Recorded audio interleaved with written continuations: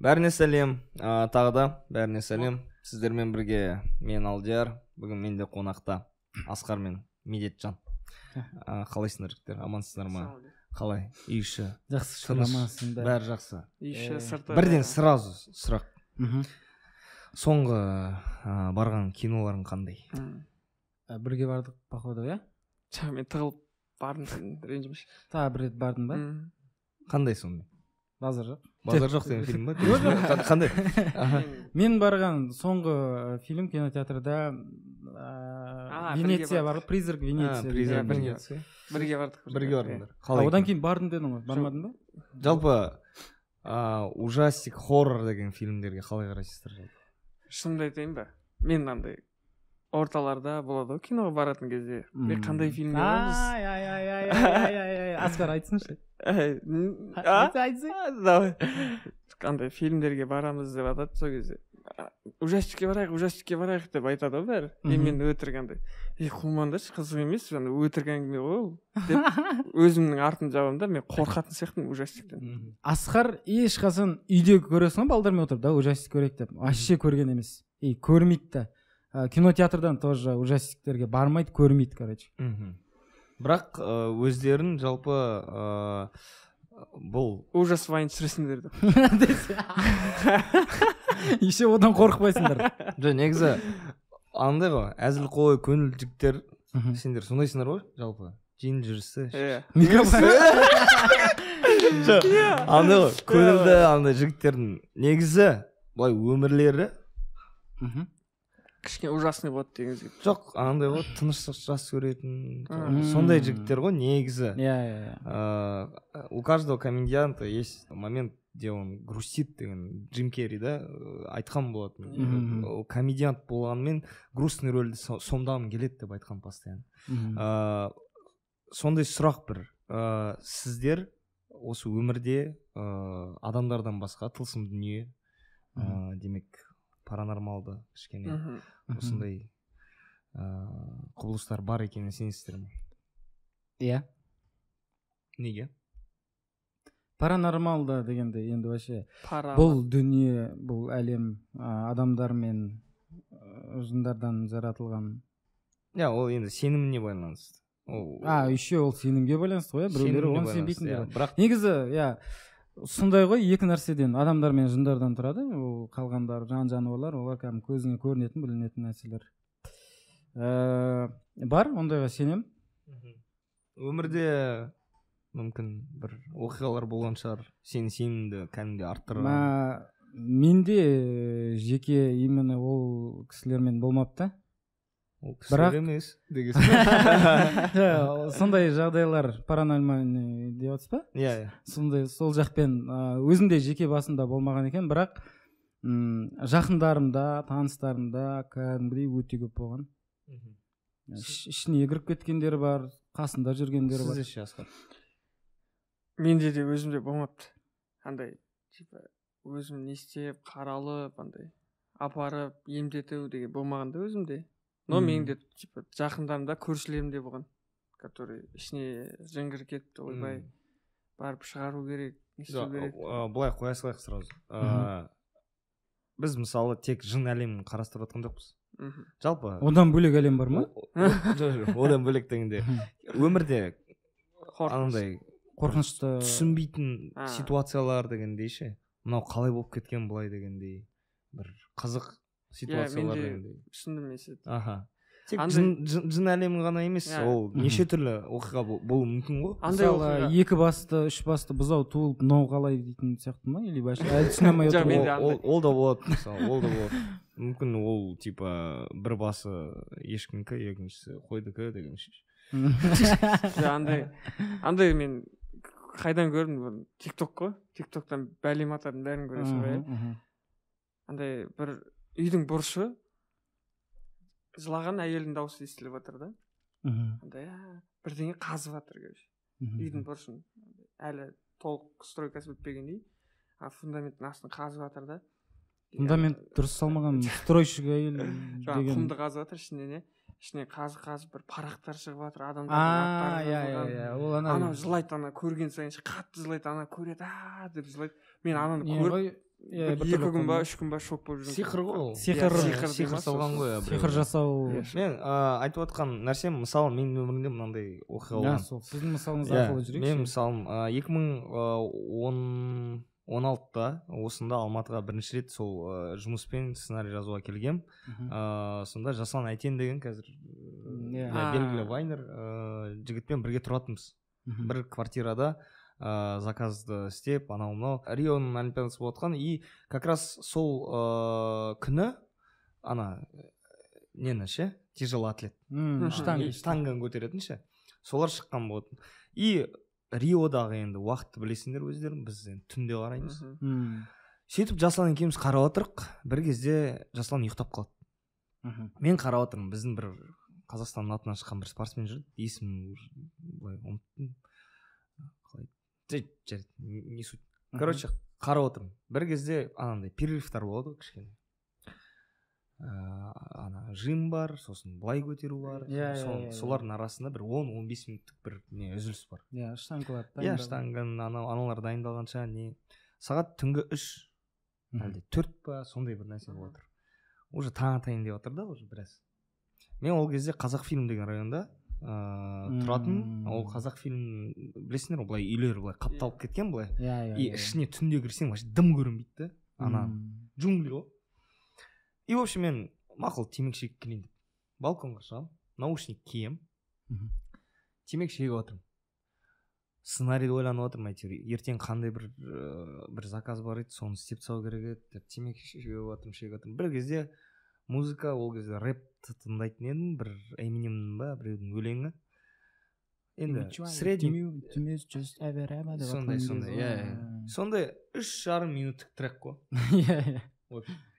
Сол трек бітеді. Бірақ біреу сөйлеп отыр. Телефонда ма? Жоқ. Телефонда емес. Сол наушникта өлең бітті. Бірақ наушникта сөйлеп отыр. Наушник емес. Сыртында біреу сөйлеп отыр. Мен 3-ші этаждамын. Балкон ашық, темекі шегіп отыр. Басқа өлең басталып кетті, мен пауза қоямын. Мына өлеңді ше. Біреу сөйлеп отыр. Үйдің ішінде сөйлеп жүр ма? Білмеймін. Түсінбей жатырмын. Отырмын былай балконда. Наушникті шешемді түсініп отырмын. Мына жерде біреу сыртта сөйлеп отыр. И сосын, мақұл. Біреу далада все алған ба, біреумен сөйлесіп отыр ғой деп. Жай тұрмайын деп, короче, отырмын да сәл былай тұрдым да кішкене естейін деп. Бір шалдың дауысы шығады. А ты намазал хлеб варенье? Да, я намазал хлеб. А что с этим будем делать? Да, я не знаю, что с ним делать. Өз-өзіне сұрақ қойып, өз-өзіне жауап береді. Ең қызығы, мен сеземді мына тұрған квартираның балконында сөйлеп отырмын. Дәл қасымда қазір басымды шығарсам, көрем ана шалды. Шықпадым. Кірдім қайттан квартира. Есікті жаптым да Жасланды оятамын. Жасиктен. Шықшы балконға. Бір шал сөйлеп отыр деймін. Кетші дедім. Баршы братан, пожалуйста деймін. Ана оянып тұрады, балконға шығады да. Кіреді. Қу машина. Ешкім жоқ қой дейді. Это братан сөйледі жаңа деймін шал. Қу машина. Ана ұйықтап қалды. Мен, короче, ойланып қалдым да, ана әйтеуір нені қарапсам, біздікі жеңді қойдым даже сол кезде. И все, келесі күні ана үйден шыққан кезде ана балконға қарайын дедім. И вот конкретно ана балконда андай тема сияқты ана өрттен кейін, пожардан кейін болатын балкондар бар ғой. Қап-қара ше. Сондай сияқты, бірақ біреу тұрады ана жақта. Явно. Соған қарадым да, короче, и ойлаймын, мына жерде қазір кешкісін тағы бір шалды естісем, Павлодарға билет алып бүгін таям дедім. Бірақ сөйтіп қайталанбады. Бірақ ең қызығы, ана шал мүмкін ауыратын шал шығар, енді алжитын шал шығар енді. Бірақ қандай қорқыныш болды да. өз-өзіне сұрақ қойып өз-өзіне жауап беретін ше. Сондай ситуацияларды айтамын. Сіздерде болды ма? Мүмкін бір нәрсе айтайын. Жаңағы шал мен едім ғой деп пе? Мен серьезно енді қалдың. Шалға жауап беріп отқан адам. Сондайлардан қорықпайтын балдар болады еді натуре, безбашын десем де ой қойшы.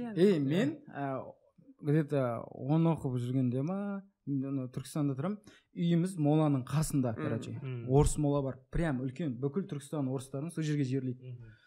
Үлкен кәдімгі забормен қоршап тастаған кәдімгі бетонный забор, орыс мола деп айтамыз бәріміз. Бетонный забор, ана забордың биіктігі бүйтіп түсе береді, бүйтіп жүрген сайын, анаға басына барған сайын, где-то 700 метр ма, сондай ұзындығы ше былайынан. Әшейін бір шеті ғой ол. Енді мына жағы бар оның. Ұзын 4 қыш қой, короче. Сол заборды жағалай көше ғой, короче. Көше. Не алам? Қорықпайтынмын, короче. Забордан осы бір нәрселер көрінеді дейтін еді ғой, бір қарап өтетін ғой, короче. Кәдімгі крестиктер, молалар бәрі тұратын. Сондай қорықпайтын нем бар деп айтайын деген. Сен қасиетін айтып отырсың. Моланы жалғастырайын. Есікті білесіздер ғой, есіктің ар жағында ауылдар бар, Түрген, Көктөбе. Есіктен өткен кезде Түрген деген тау жақта, короче. Таудан бүйтіп көтерілетін бір үлкен поворот бар. Бәрі білет ол поворот ше. Түрген қарай дейсіз. Сол поворотта мола бар кәдімгі. Үлкен кәдімгі мола бар. Бәрі айтатын андай. Қорқынышты осы мола ше. Бәдеңе бар деп ше. Сосын бір күні менің достарым арасында бар. Случай сол болған. 4-5 бала болып Түргенге өтіп кеткен. Күшті андай кайфовать дем алып қой, короче. Мас, анау-мынау ішіп алып айтыр. Дем алып Түргенде дем алатын жерлер бар, баня туда-сюда. Сөйтіп дем алып таңға қарата қайтып келе жатқан ғой бәрі. Терезелер ашық андай.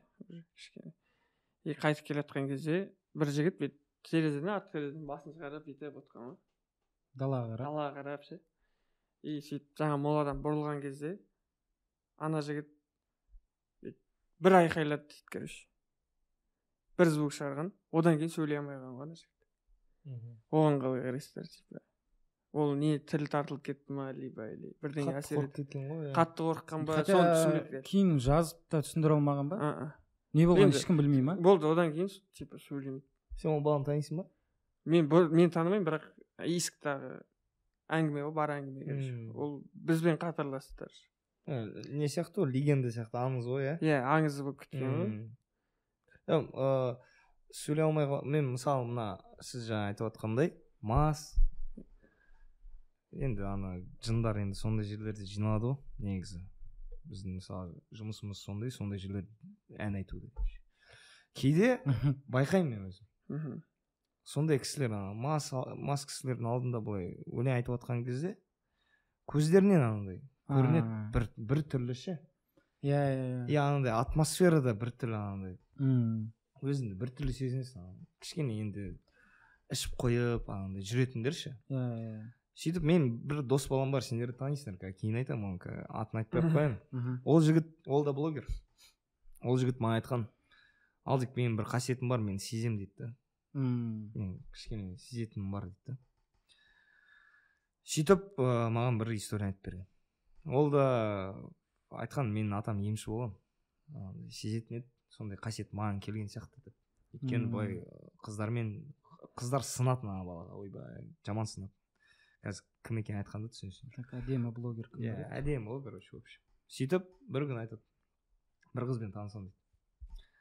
Ол қыз енді фигурасы өздерің білесіңдер. Ол қызбен хатаға барамыз дейді. Анау бәрін алғамыз.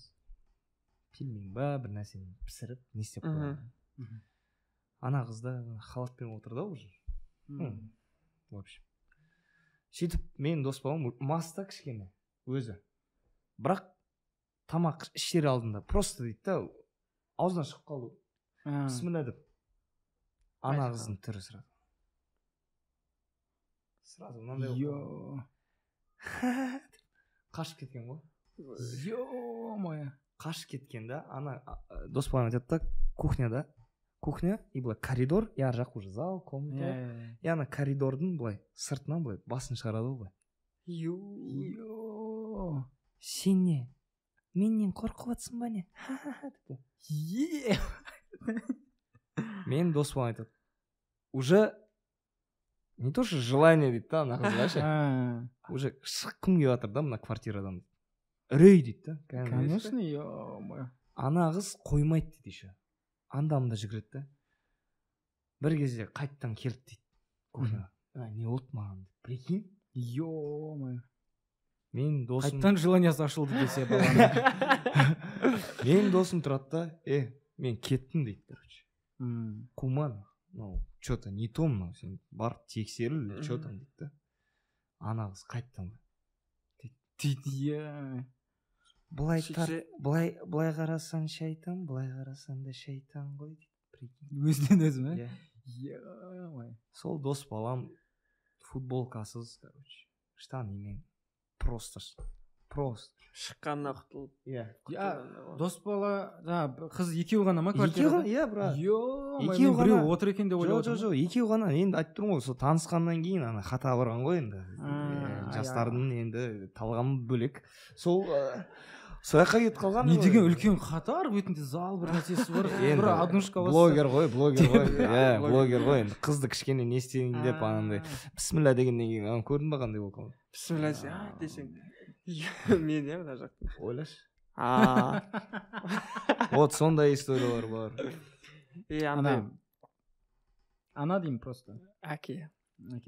Ана недавно естідім, айтып еді. Бір намазхан жігіт болған ғой. Ұзақ жолға шықтым дейді машинамен. Машинамен келе жатырмын, намаздың уақыты болып қалды. Түнде құптанның уақыты деймін. Сонымен айдалада дейді, жолдың бойына тоқтап қой, оқып алайын. Сосын ары қарай жүре беремін ғой, сықпай деп. Түсіп, құлаға қарап, жай намазын жайып, машинасының жанында. Оқып бастаған, айдала кәдімгі. Оқып жатырмын, жаймен адамдар артыма келіп сапқа тұрып жатыр дейді. Аллаху акбар. Аллаху акбар. Кәдімгі адамдардың аяқтарының дауысы, кәдімгі 2-3 саппа білмеймін, короче, өте көп аналар дейді. Бір өзім дейді, айдаладамын дейді, короче, машина тұр, мен тұрмын, короче, артына адамдар келіп жатыр дейді, андай ше. Жұмада тұрасың ғой, артында сезесің ғой, мысалы намаз оқып тұрған кезде нәрсені көресің ғой, адамдар жай сыбырлап жатады деген сияқты.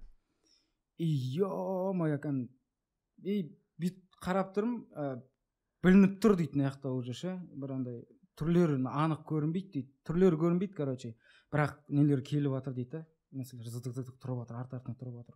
Аллаху акбар деп үндемей тұрып жатыр дейді, арт жақтарына кәдімгі бәрі. Ё-моё, мен Аллаху акбар деп тұрам, кәдімгі дүк бәрі тұрады. Анау сәждеге барған кезде ше, дүк бәрінің дауыстары кәдімгі тура жұмадағыдай дейді. Ё-моё, оқып бітіру керек енді, оқып болдым дейді. Екі жаққа сәлем беретін кезде жай бүйтіп просто қараған жоқпын дейді, жай екі жаққа сәлем бердім. Ешқайда қараған жоқпын дейді, жай немді алдым, жай намазды. Ешқайда қарамай машина жағалап барып отырып айдап кеттім дейді. Білмеймін дейді, ол мүмкін жындар ма, мүмкін періштелерге бойып оқыды ма. Сондай бір жағдай болды дейді. Бір өзің қалған кезде болады, осындай случайлар, иә, ондай болып тұрады. В основном бір 3 адам болып отқан кезде болды деген нәрсе жоқ. Ондай жоқ қой, жеке қалған кезде кеп сындырып тастайды. Сындырады. Андай случай қыздар демекші.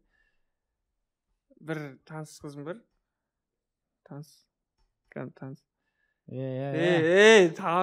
Таныс па? Деп. Типа андай сестрам ғой. Жоқ, серьезно. Қарындасым ғой дейді. Балдарға сенбеймін, брат. Ондайларға сенбеймін. 27-дім, Асқар. Жоқ, серьезно, таныстар болады бір андай. Ашық әңгіме айтатын ше. Сөйтіп бір күн подругамдар қазір. Типа ол тоже сондай случай болған. Бір кезде дейді, вообще есімді білмеймін дейді. Есімді білмеймін? Содан басталды ма? Жоқ, иә, содан. жоқ серьезно әңгімесін содан бастады есімді білмеймін дейді. Есім жисам медеудің тауында голый тұрмын дейді.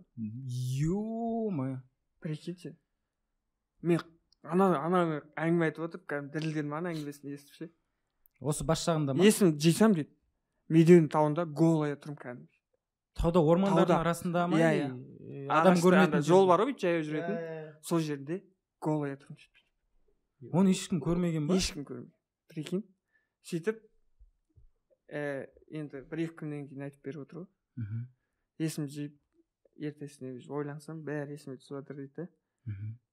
Бір клубта отқан, кайфовать етіп отқан. Үйіне бардым деп ойлаған ғой. Үйіне бардым деп ойласа, бұл медеуге жаяу кетіп қалған. Қаладан медеуге жаяу көтерілген. Біреу шақырады дейді. Соған ілесіп жүре берген ғой көреді. Мен тоңдым дейді ана жақта. Тоңғаннан киімдерімді шешіп тастадым дейді. Ана саған киімің не істеп жатыр андай. Наоборот жылулық бермей жатыр деп. Полный киімімді шешіп тастаған. И бір секіретін жерде, жаңа көзін ашса секіретін жерде тұрған ғой. И анау шақыра береді, секір. Бері қарай секірсең, мен сені ұстап аламын, уайымдама, типа. Көрші просто секіріп деп, ананың типа өз-өзін өлтіруге дейін апарған ғой. Сөйтіп есін жиған, таудан кейін бұл кішкене миы кіріп төмен қарай жаяу түскен, таксисттер тоқтамайды дейді. Голый тұрасың ғой, кім тоқтайды? Еще түнде ма? Түнде вообще. Түнде ма еще? Түнде ғой брат. Күн салқын еще. Такси тоқтатам, тоқтамайды. Қорқып кетесің ғой андай онда. Түнде шашы бар ғой ана қыздың, шашы бар. Шашы бар, түнде жалаңаш бір қыз келеді. Ананы естіген кезде қатты қорықтым ғой, бір ай ма, ұмытамын. Такси тоқтатам дейді, тоқтамайды дейді таксилер. Кәм медеу, медеу кәдімгі. Ана жаяу көтерілесің. Сол ғой вопрос. Қалай жеткен? Бір түннің ішінде болған оқиға бәрі. Түнде шығып кеткен, сол клубтан шыққан, тауға барған, тауда қалып қойған, зық есін жиды, түн әлі. Таң атып келе жатыр ма жаймен? Таңда есін жияды, ойлайсыз. Андай жарда тұрады, голый вообще, ештеңесі жоқ. Ана оқиға жоқ миында, не болған. Сөйтіп такси тоқтатса, тоқтамайды, қанша сағат тұрған ғой, 1,5 сағат 40 минут. Жалаңаш па еще? Бір парочка келіп тоқтады, жігіті, қызы отыр, тоқтап, типа олар да қорқып тұр дейді да, сөйлесуге мен түсіндіріп жатырмын дейді, осылай десем. Қыз жігіті сразу курткасын беріп, киіндіріп, артына отырғызып қойған. Типа сөйлемедім дейді атауы. Түсініп жатқан жоқ та, өзі не болып жатқанша. Аналар менен қорқып отыр, мен типа өз-өзіммен бітпей отырмын. Сөйтіп үйіне барған, үйіне звондаған, туда-сюда барып оқытқан, анау-мынау істеген. И потом барып есін жинады, и полный есіне түскен ғой бәрі. Просто жаяу көтеріле берген ғой, андай көңілді болып ше тауға. Есінде ма, кім шақырған екен? Соны білмеймін дейді. Тауға барып, ойлашы, қалай кәдімгі голый тұрады тауда. Может, ана тауға жеңіл көтерілейін деп шешім тастаған шығар. Ана личный груз болмасын деп. Жоқ, ана қатты қорқынышты ғой. Ішімдікке байланысты сияқты. Негізі қатты есіңді білмей ішкен кезде ше. Сондай мен көршім ауылда. Менің ауылым Павлодарда. Менің ауылымда 3 отбасы қазақ, қалған бәрі орыс, украин, латыш бәрі. 150 километр ары қарай Россияда бізде. Мен көршім атын айтпай қойын жайды. В общем, қатты ішкен. Өтте қатты ішкен. Енді ауылда бар ғой ондай ағалар. Қатты ішетін ше, күнде ішетін ше. Сондай аға болатын. До того да уже қатты ішіп отқаны, ана әйелін де танимыз, балаларын да танимыз. Әйелі күнде ұрады да, қойшы ішсең. Таңертең оянады да, ақша іздейді, ішеді, жатады, далада жата береді, короче.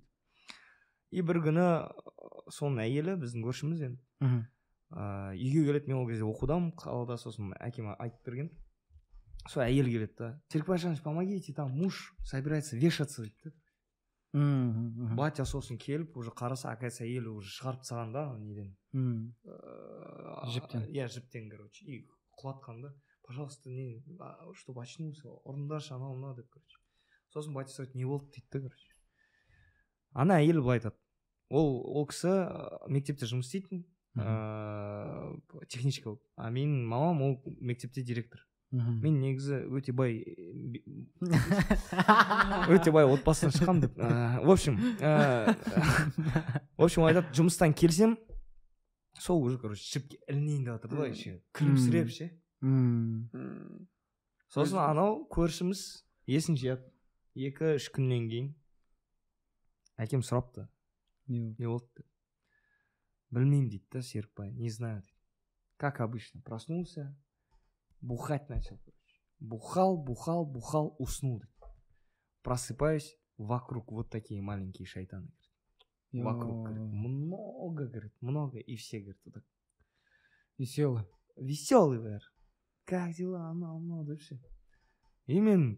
А я думал, что я все уже, фляга, все, я уже, походу, не зря меня жена била. Вот в натуре у меня фляга свистит уже, все, я, короче. А аналар, говорит, принесли стульчик, говорит. Они принесли, я не приносил, говорит, они принесли мне стульчик, говорит, принесли вот этот архан, вот так вот завязали, говорит, Серікбай, вот так вот сделали, и просто меня вот так вот подняли, поставили, говорит, и сказали, все, давай, все. Құрмысқылар сияқты. Да, вот очень много, говорит, все, давай уже, сейчас мы будем веселиться всегда, деп ше. И я, говорит, такой, ну да, типа, я хочу бухать, я хочу вот постоянно, короче. И, говорит, былай уже киіп атқан кезде әйелім, говорит, дейді, мына шайтандар жоқ, короче. И, говорит, мені алып шықты как-то, уже, и әрі қарай уже не помню, что было. Сол ішімдікке байланысты ау деймін. Көп ішетіндерде негізі сондай нелер бар, историялар. Ішетіндер потом анда не нәрседен болады, қатты ана стресс, думка сияқты ешкіммен сөйлеспей адам өз-өзімен қалып кетеді ғой. Біздің үй жақта андай недавно сондай случай болды. Түркістанда ма? Иә, Түркістанда. Көршіміз тоже. Күшті аға, өзімен өзі ішпейді, шекпейді, короче, андай. Өзімен өзі жүрген, бала шағасы бар, әйелі бар. Банясына баратынбыз, сол үйдің. Банясына барып тұратынбыз. Баня жатын. Кіріп шығып, банясына барып келіп жүретінбіз. Амандасып, ассалаумағалейкум аға, қалайсыз? Амандасып, жанылды ма? Иә, кешке жетіп анауына сөйтіп. И бір күні, короче, тупо асылып өліп қалды дейді. И сол нәрсені бір рет, одан кейін тоже тағы бір көршім, соның үйдің жанында, короче. Көршімнің бір ауылдан келген інісі бар тұғын, нағашы інісі. Просто бойы міне, осындай не бар ғой, ауылда нелер болады, ағаштан жасалған шарбақтар болады ғой. Сондай бойы осындай, огородты қоршап қоятын. Просто бойы осындай шарбаққа отырып асылып өліп қалған. Отырып просто. Андай ешқандай қиналмай, не алмай, просто жай жіпке бүйтіп отырғанда ойласам. И, короче, ол нәрсе жаңағыдай алып келеді сені, жаңағыдай майда-майдалар емес, бірақ жын жасай салады да ол нәрсені. И жаңағыдай ішіне кіріп алуы мүмкін, либо қатты жанында мықты бір не болуы мүмкін да. Сол келеді, сол не қылады, миың уже барлығы кетеді, уже ішкі құрылыстың барлығы уланып бастайды, короче. И жаймен, нормально. Короче, өз-өзіңді андай өлігенін алып барады, тарта сал болды дейді. И, короче, ана неде адам өзін полный дайындап қояды да, самоунушение ше. Болды мен өлем деген сақтап. И анаған қатты асылып құлқынудың да қажеті жоқ, ана жерде өле салады, короче. И оның барлығы жаңағыдан ғой, стресс, депрессия, қатты андай өз-өзімен қалып қою, жаңағы ішудің нәрсесі де бар, наркотик қолдану дейтін. Адам есін жоғалтты ма, бұл жаңа жындар жақында болады уже. Слабость, уже адамда слабость пайда болды ма? Сен депрессиядан слабость боласың, қатты уайымнан ешкіммен араласпай слабый болып кетесің, адам қатты әлсіреп кеткен кезде, вот сондай моменттерде көп жақындайды, и резко сол моментті күтеді, пайдаланады, кіріп алады деген сияқты ғой. Даже қатты күлгенде де деп айтылып жатады. Иә, даже қатты күлгенде уборныйда көп отыруға болмайды дейтін нәрселер бар. И лас жерлердің проблемасы ғой. Иә, туалетте көп отыру деген. И вообще анау қатты бояну дейтін нәрселерде то же самое. Әйел адам босанған кезде деп те айтады тоже, жаңа сразу құран оқу керек, бір нәрсе оқып жіберу керек, әйтпесе әлсіз ғой. Ана моментте әйел адам ұйықтап кететін болса, рискі кіріп алады деген сияқты. Көп негіз ондай нәрсе. Адамның әлсіздігінен жаңағы параллельный ненің нелері келеді да, соны пайдаланады, сол моментті күтеді, пайдаланады. Сонымен адам өзін не істеп жатқанын білмейді, автоматически болды. Сен сознаниең кетіп қалды. Жаңағы сияқты ғой. клубта отырмын, уже таңда бір жерден секірейін деп тұрмын. Ол тура осы нәрсе. Ол жаңағыдай бір без настроения барып ішкен болуы мүмкін, или чисто от души өзі бұрыннан ішіп келе жатқан қыз болуы мүмкін да уже. Слабость кетті ода уже. И бық кіріп кетті. Деген нәрсе. Просто андай сондай жаңағыдай мынандай шарбаққа, мынандай бойы осындай ақ неге отырып өліп қалған. Дәл сондай оқиға болған. Өте көп болған. Бізде де болған дәл сондай баняда әшейін брат мынандай батареяға ше. Иә, вот батареяға асылып ше. Еще причем ана следактар келді ғой қарауға. Невозможно дейді батарея, невозможно дейді по идее. Анау өз-өзін қинап кәдімгідей былай өзін тартқан ғой. Асылу үшін. Мен де танитын ол жігіт просто. Ешқандай проблема болмаған. Вот базар жоқ, кейде былай ішіп қоятын, бірақ ставка деген, кредит деген дым жоқ. Бақытты отбасы, әйелі бар, балалары, бала-шағасы. Просто бір күнде келді. Сол жаңағы еркек адамдар көп нәрсені айта бермейді ғой. Ішінде ұстап, нормально деп ешкімге, семьясына, әйеліне, может әйеліне айту мүмкін, білдіргісі келмейді ғой айналасына, семьясына. И сөйтіп, короче, қатты жиналады андай. Деп уже қатты слабить еткен кезде, бір қатты думка деп отқаныңда ма, может бір қатты уже біттім деп отқан кезінде зық кіріп кетуі мүмкін. Өзің байқамайсың ол нәрсені. Сомен сап-сау кәдімгідей, кеше ғана күліп жүреді деп жатқан адамдар просто так ше. Просто кетіп отыр. Сол үшін андай слабить етпеу керек, андай бір нәрселер любой адамда, любой еркекте емес, жалпы любой адамда проблема болады ғой. Өздерің қалай қорғанасыңдар сонда медет? Осындай ситуациялар болатын болса ма, мен максимально ойымды өзгертемін, резко жан-жаққа шашып тастаймын, балалармен сөйлесіп, араласып, бәрін ұмыту үшін деген сияқты. Жоқ, кэстен бөлек сразу ғой, ойыңды өзгерту керек, анаған бүйтіп кіріп кете бермеу керек те. Наоборот, бір бұрқ шығып алу керек.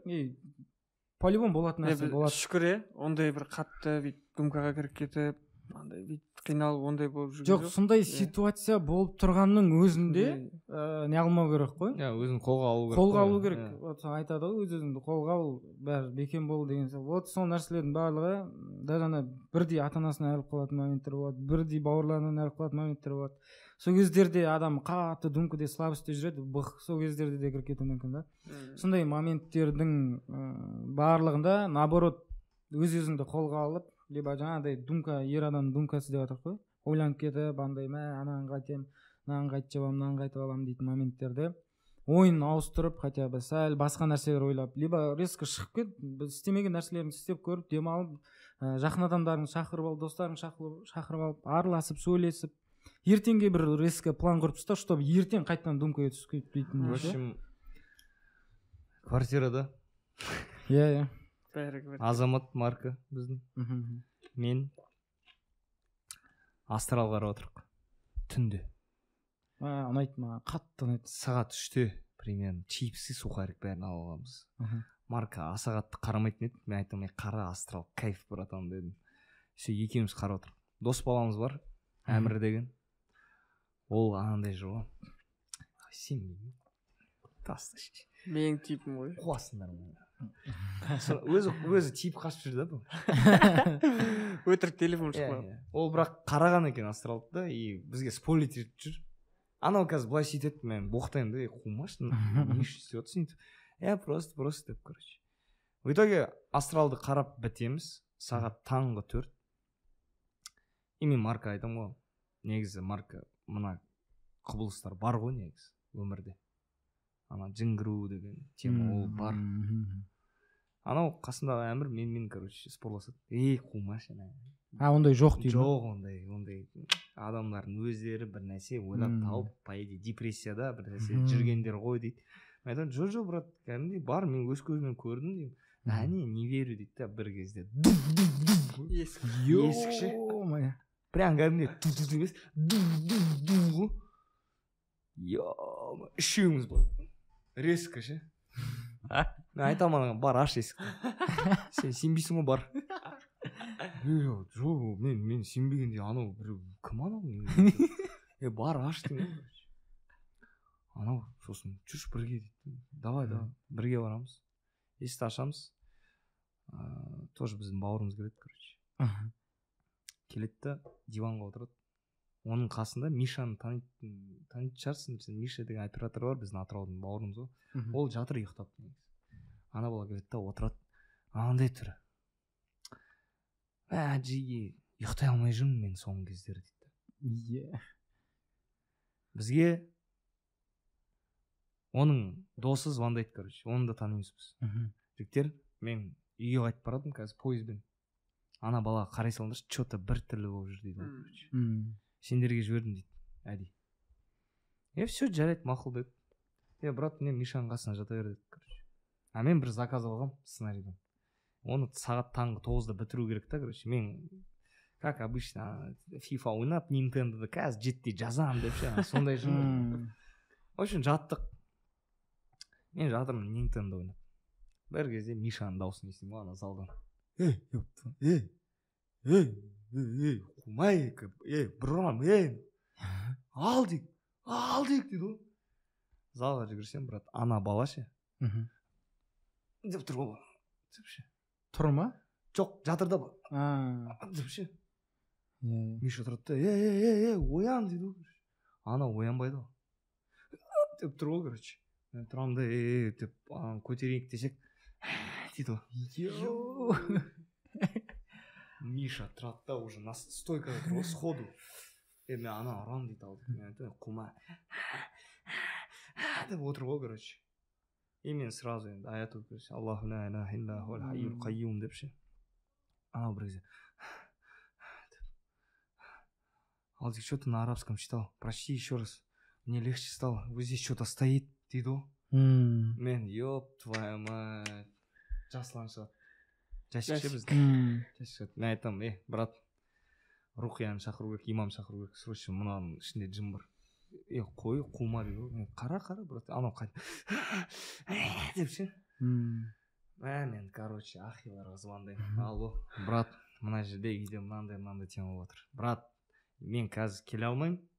Просто ананы білу керек, анау сыртындағы жын ба, әлде ішіндегі жын ба, соны қуып отқан дейді да.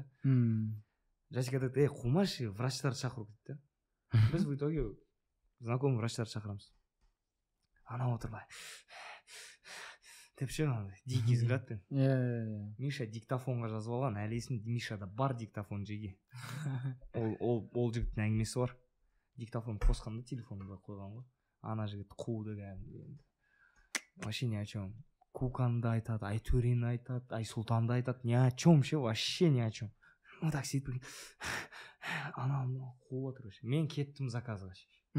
Мен дым жазбаған соң, тек структураны жаза салсың тез. Үйде қызық болып отыр ғой, негізі бүкіл үйде. Врачтар келді да, мынаны алып кету керек. Мынау наркоман ғой, көріп тұр ғой. Бір нәрсе шеккен дейді да, короче, алып кетеді. Мен ана заказда отырмын. Заказ бірге өтіп кетеді. Мақұл, короче, мен үйге барам, давайте, короче. Кетіп қалам. Үйге баратыр, Миша звондайды. Миша, че там? Брат, үйге баратыр қайттан. Наркология бардық, дым таппады дейді. Қайда анау дедім. Қазір кіргізейін деп жатырмын, брат, үйге дейді. Біз енді, как енді қазір? Далда тастап кетпейсің ғой анау. Үйге кіреміз, короче. Ана отыр ғой.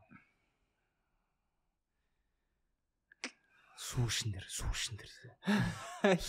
Темекі шекпеңдер. Врачтар отыр, былай. Бізді оңаша алып кетті. Алдик, одержимость анада дейді. Врачтың өзі маған айтып отыр. Одержимость. Мен қазір медицинский жағынан дым істей алмаймын. Чем-то одержим дейді. Непонятно. Мен айтамын, одержим это значит жын внутри деймін. Может быть дейді. Шақырыңдар ана басқа специалистерді дейді ғой. Ол да намазхан жігіт просто. Ол түсініп отыр да просто. Мен максимум что могу сделать, анау ұйықтамаған, видимо, дейді да. Мен қазір аптекаға барып жылқыға салатын транквилизатор алып келе аламын.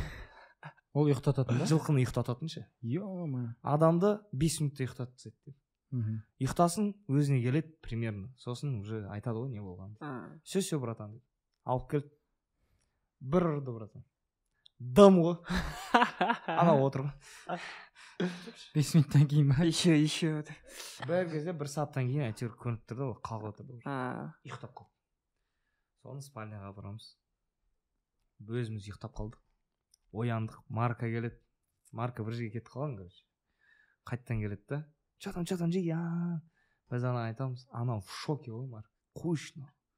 Там, анау қуды ма? Я. Қайда дейді, спальняда дейді. Марка барды, спальня есігін былай ашады да. Жабады. Анау қуды ғой дейді. Неге десең? Шкафтағы бүкіл киімдерді шығарып тастаған да. Былай 5-5-тен бөліп тастаған кроваттың былай айналасын ше. И өзі былай отырған. Ё-моё. Мен анасы мен тұрмын да. Мына хаты не болып кетті? Жартысы рэпер, жартысы вайнер. Видео жым бар. Не істейміз деймін ғой, короче. Шақырайық, имамдарды шақырайық деймін.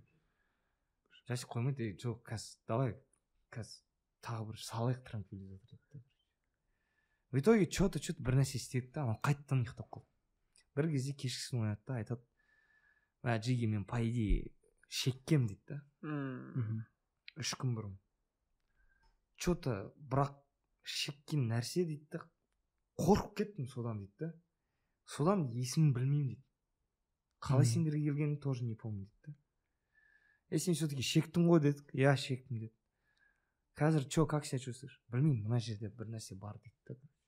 Біз сосын, сен, братан, онда қазір пойызға мінгіземін, сен үйге бар. Қазір мама папаны айтайық біз.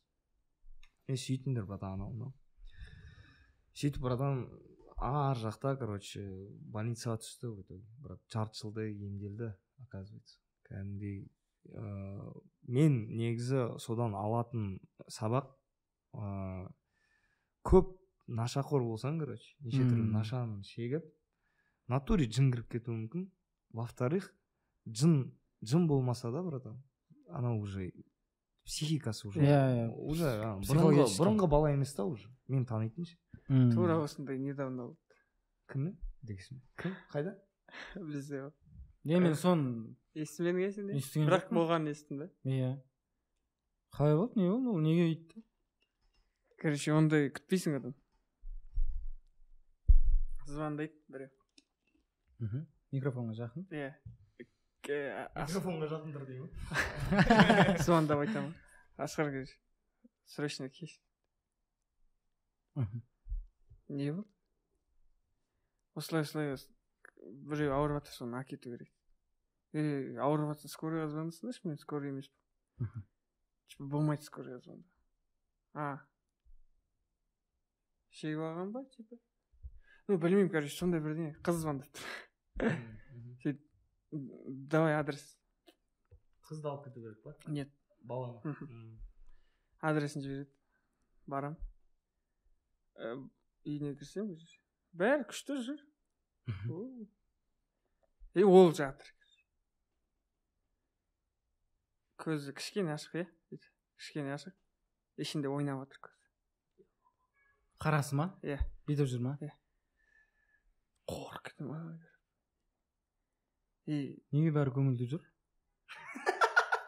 Көзге алданып қалды ма, не болды? Че, үйге келсем, бәрі көңілді шок. Бәрі ше? Типа білдіріп жүр ма? Білдіріп жатыр ғой, күліп. Өздері түшіп отыр ғой ішінен. Отты дейді. Бәрі жақсы болды. Бір кезде жаңа бағанағыдай сияқты. Сондай мимикалар көрсетіп, боқтап, бәрін ше. Сөйтіп кетті дейді да, қорқып кеттік. Сосын кішкене ұйықтаттық деді. Ұйықтап қалған барсын. Жарайды, үйге апарайық, сосын үйде балдар бар ғой, реттеп аламыз өзіміз. Көтере алмай ғой, прикинь. Көтере алмай? Өлген адам, қайтыс болған адам ауыр болады ғой. Асқарды тиктокта көрсеңіз, негізі қолы банкі негізі. Көтере алмайым деген. Мен анан үйде әшейін көтересің анан. Үйде ары-бері лақтап ойнап жүрсің онымен, ә? Айтып жатыр ғой, может біреуді шақырасың, жоқ, өзім көтеріп кетемін деп қалып қойған сол жерде. И сол кезде қатты қорқып кеттім. Мынау что-то тірі ма деген сияқты. Бірақ көзі ойнап тұр ма? Көзі ойнап тұр, дос балама звондаймын. келші осы жерге, үйдің қасында қазір сол звондады. Келеді общем, екеуміз ананы әрең көтеріп шығамыз ғой, оянбайды. Ол ұйықтап жатыр ма? Ұйықтап жатыр, кетіп қалған жоқ. Жүрек соғып тұр ма? Иә, жүрек соғып тұр. И шығарып аламыз далаға әрең шығарамыз, орындыққа қоямыз. И бір кезде кішкене эмоция бере бастады, құсқысы келіп ше. И құсып жатыр, құсқан кезде андай құсықтар басқаша болады негізі. Олардікі ерекше болады. Жоқ. Андай ма? Құсты андай, грубо говоря, боқ құсты ғой, короче. Прикиньте, мен вообще қорқып жатырмын. Не болып жатыр? Түсініксіз. Миым ашып жатыр. Машинаға жеткізіп алып, оларды үйге апару болып тұр ғой. Бармын, жүрмін. И құсты да ана ішкен адам құсқан кезде нормаль болып қалады, кішкене есін жинап, есет оянады көзі, короче. Жоқ, саған қарамайды, короче. Жоқ болып жатыр. И айтамын, типа, уайымдама, қасыңдамын деп қолын ұстаймын, қолымды қысып алған дейді. Бүйтеді сосын. Бойға шығайын деп жатыр ма? Тычкалап жатырмын ғой, Хабиб па деп ше. Жоқ. Біз енді квенчиктер, бір-біріміз жауып жүреміз ғой, мынау Хабиб болып жатыр деп ше. Негізі анау сөйлемейді, жағы ашылмайды, короче. Тілі кетіп қалмаса деп ойында сөйлемейді да бір кезде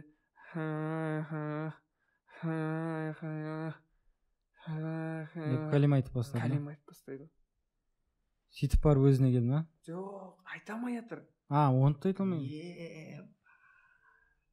Мен түсініп тұрмын ғой кәлима екенін. Мен айтамын, ашхаду ан ла илаха илlallah деп маған дейді.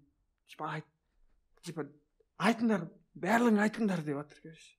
Эмоция ше. Бәрің, давай деп ютубтан қосып береміз. Басқа нелер. Деп қосылды оны. И 4-5 балама звондап қойғам, келді. Келді да қарап тұр. Не болып жатыр? Кішкене үлкен ағамыз ғой. Осылай болып жатыр. Үйге алып ананы көтеріп үйге апарамыз, кіргіземіз. Әрең кіргіземіз, үйге барып дірілдейді, короче. Жоқ, дірілдей береді. Жағдай. Кәлимасын айта береді. Әрең ұйықтатамыз. Енді бізге қызық болғаны, не болып жатыр ғой? Не болды болған? Таңертең оятып алып сұрайын деп тұрық қой. Ұйықтады әрең. И таңертең 8-де тұрсам, бүйтіп отыр. Бәрі нормально ма? Обычно отыр, иә? Деп мені көрді да қуанды ғой. И бәріміз жиналдық. Шайға ше таңертең. И сұрап жатырық қой, не болып жатыр деп. Не болды кеше, білесің бе? Бәрін білем дейді. Бәрін білем. Кеше не болған бәрін білем. Бірақ істемейді дейді. Ми ғана ойланып тұр, біліп тұр, қалған жерім істемейді дейді. Қалай болды дейді. Соңғы случай дейді, мен біліп тұрған дейді. X-ті бассай деген сөз болған ғой. X-ті бассай. Болды. Үйде PlayStation ойнап отқан ба? Әппақ болып кеткен. Айналасы ше. Андай киноларда болады ғой. Аппақ не? Костюм шалбарда қап-қара африканец аға келе жатады. Типа сондай болып кеткен ғой. И талып атқан кезде бір қыз келіп су әкеліп берген. Су ішті. Ананы мен сайтан көріптім дейді да. Типа су деп беріп жатыр дейді. Мен вообще жоқ болып кеттім дейді. Қатты қорықтым дейді. Сенің даусыңды естіген кезде мен біліп аттым дейді. Сендердің келіп атқандарыңды, маған бірдеңе болып атқанын, типа кәлимамды айтып жатырмын, анау мынау, бірақ айта алмай жатырмын дейді да. И сөйтіп таңертең кішкене тоже қатты немес болып тұрды, ұйықтаттық все демалып алып, түстен кейін бәрін айтып бересіз. Түстен кейін бәрін айтып берді. Не болғанша. Басында. И мен PlayStation'ге дейін не болған екен? Сол қыз. Ойладым дейді, кетіп қалдым деп ойладым. Сосын сондай случай болып қатты бір қорқытып алды. бір ай болған жоқ, 2 апта болып қалды. Жігіттер,